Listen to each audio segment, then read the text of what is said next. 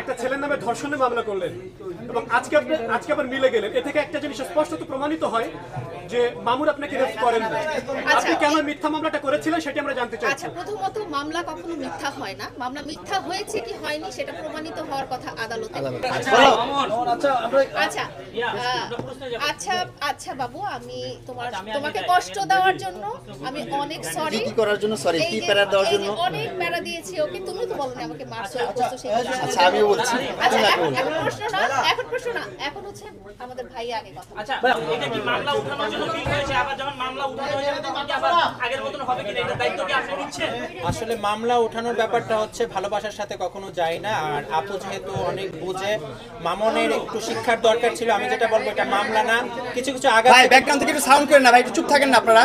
কিছু কিছু আঘাত থেকে মানুষের জীবনের সবচেয়ে বড় শিক্ষাটা পায়। এটা হচ্ছে মামনের জীবনের অনেক বড় একটা শিক্ষা। তো আপু যেটা করছে, আমি আপুকে আমি এটার জন্য আমি স্বাগতম জানাই। তো এটা মামনের দরকার ছিল জীবনে। কিন্তু কথা আসতেছে বারবার মামলার কথা, যে মামলা উঠাই ফেলবে। মামলা উঠানোর জন্য কি ভালোবাসা আপনি বলেন? কথা বলতেছি তো মামলা নিয়ে। অবশ্যই আপু যেহেতু বলেছে, আর আপু এক কথার মানুষ, হয়তো আপনারা অনেক সময় ভাবতেন যে আপুর সাথে আমার ঝগড়াঝাটি, মামুন যখন জেলে গেছে, জেলের আগে থেকে কন্টিনিউ আপুর সাথে আমার কথা হইতো।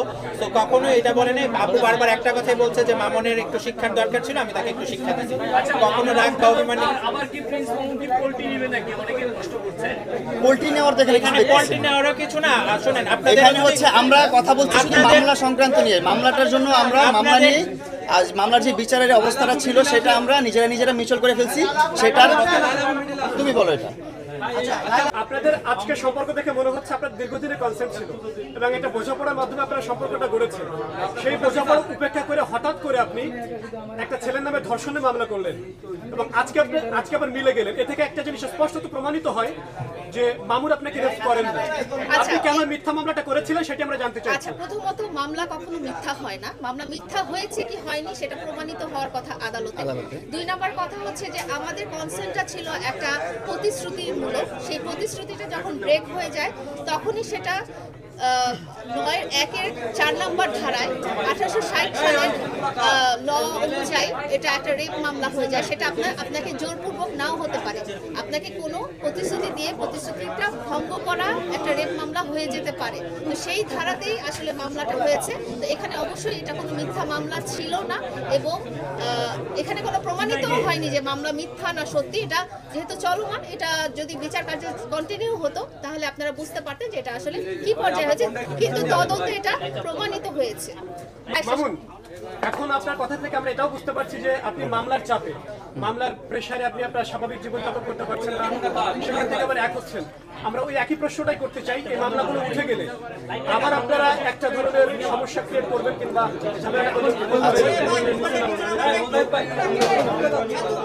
সাউন্ড হলে তো আমি কথা বলতে পারবো না। এত সাউন্ডের মধ্যে তো আপনারা, আমি কথা বললে আপনারা বুঝতে পারবেন না কথাটা।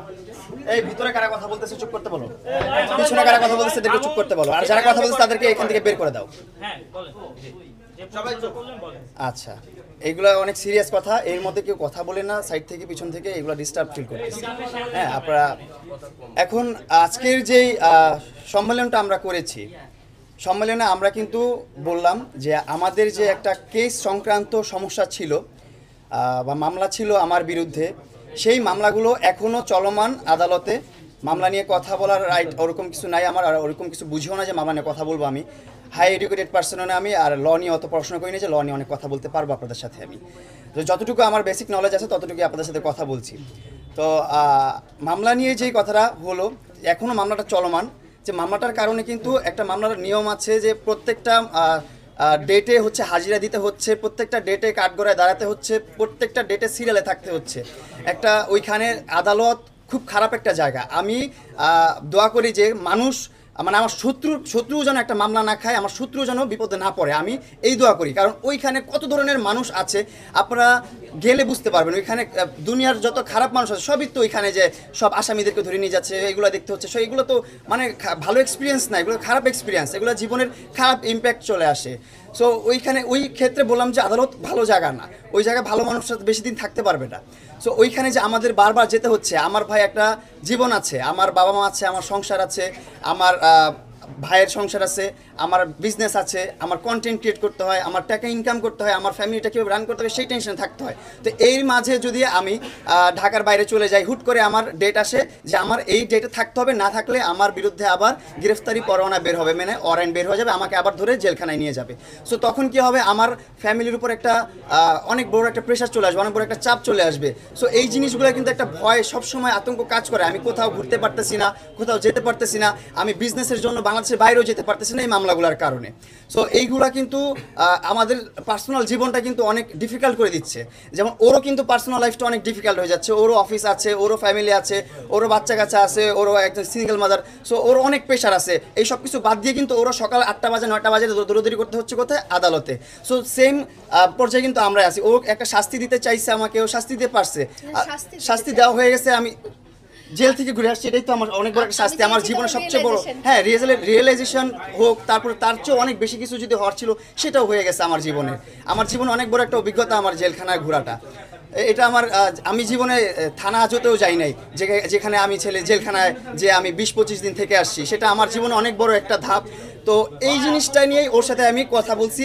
আমরা রিলেশনের যে বিষয়টা, যে আমাদের একটা সম্পর্ক ছিল, প্রেম প্রীতি ছিল, সেটা আবার ব্রেকআপটা প্যাচ আপ হচ্ছে কিনা, সেইগুলো নিয়ে কিন্তু আমরা কথা বলি না। আমরা কথা বলছি আমাদের পার্সোনাল লাইফটা কিভাবে ইজি করা যায়, সহজ করা যায়, কিভাবে এই ডিফিকাল্টিসগুলো। উনি প্রতিশ্রুতির কথা বলেছেন, আপনি প্রতিশ্রুতিটা পরে রাখবেন কিনা বা আগে ভঙ্গ করেছেন? এখন কোনো প্রতিশ্রুতিতে আমরা নাই, আমাদের কোনো কন্ডিশন নেই এখানে। আর এখানে কোনো কন্ডিশন নেই আমাদের। তোমার কোনো কন্ডিশন আছে? না, এই মুহূর্তে তো আমাদের কোনো কন্ডিশন নেই। আমাদের একটাই লক্ষ্য, সেটা হচ্ছে আমাদের ব্যক্তিগত লাইফটা অনেক সুন্দর হোক। সো আমি চাইছি এইটাই, যে আমাদের যে কোর্টে যে দৌড়াদৌড়ির বিষয়টা, যে হ্যাসেলের বিষয়টা, যে একটা টেনশনে থাকার বিষয়টা, এটা কিন্তু যাদের নামে মামলা আছে, মোকদ্দমা আছে, তারা বুঝে যে কতটা পেরেশানিতে তারা থাকে। যে মামলা খায় সেও পেরেশানি থাকে, যে মামলা দেয় সেও কিন্তু সেম পেরেশানিতেই থাকে। সো আমি একটু শেষ করি ভাইয়া, আমি একটু শেষ করি। সে সেম পেরেশানি থাকে। এই পেরেশানিটা শেষ করার জন্যই ওর সাথে আমার কথা বলা, আবার সব কিছু বলা। আমরা যে যদি যেভাবে সলিউশন আসে, যেভাবে হলে জীবনটা সহজ হবে, সুন্দর হবে, আগের মতো নর্মাল লাইফটা লিড করতে পারবো, সেই প্রত্যেকটা স্টেপ নিতে আমি রাজি। ওর কাছে বলছি আমি, তো ও বলছে। আমার কথা হলো বলো এবার। যে মামুন একজন বাংলাদেশের one of the most famous influencer. তাকে বাংলাদেশের লক্ষ লক্ষ মানুষ ফলো করে। তো মামুনের জীবনযাত্রায় যদি কোনো কিছু রং থাকে, যদি কোনো কিছু ভুল থাকে, তো তার ফ্যান ফলোয়াররা সেটা দেখে যেন শিক্ষা না নেয় যে আমরাও এই ভুল কাজটা করতে পারি, এবং এই ভুল কাজটা বা এই অপরাধটা করলে যেটার কনসিকুয়েন্স কি হবে বা পরবর্তীতে কি ফেস করতে হবে, সেটা কিন্তু মামুনকে দেখে তারা আজকে বুঝতে পেরেছে। তা আমি মামুনের ফ্যান ফলোয়ার বা আমার ফ্যান ফলোয়ার যারা আছে তাদেরকে বলবো যে আপনারা, আমিও তোমাকে কিছু বলতে চাই। আচ্ছা, তুমি মেসেজ দাও, তারপর মেসেজ দিই। আপনারা আমাদের দুজনকে দেখে আপনারা শিক্ষা গ্রহণ করবেন।